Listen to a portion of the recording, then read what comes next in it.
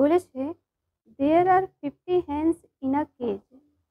If they lay 375 eggs in 10 days, find out the percentage of laying eggs per day. মানে একটা কেজে 50টা হেন আছে আর তারা 10 দিনে 375টা এগ দিয়েছে।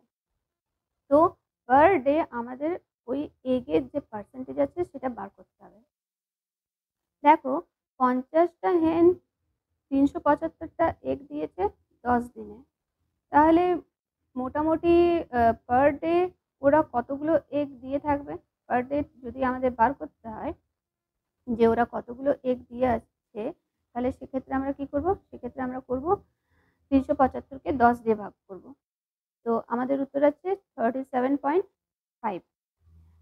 এরপরে প্রত্যেক দিন কতগুলো এগ দিচ্ছে ওই হেনগুলো মিলে 37.5টা। এরপরে পার্সেন্টেজে বার করার জন্য আমরা এটাকে করব 37.5কে আমরা 50 দিয়ে ভাগ করবো, তার কারণ হচ্ছে 50টা হেন রয়েছে আর 50টা হেন মিলে 37.5টা এগ দিয়েছে। আর আমরা জানি পার্সেন্টেজে কোনো কিছুকে কনভার্ট করার জন্য আমরা সেটাকে 100 দিয়ে মাল্টিপ্লাই করি।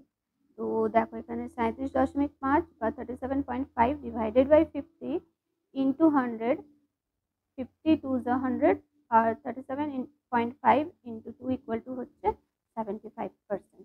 এটা হচ্ছে আমাদের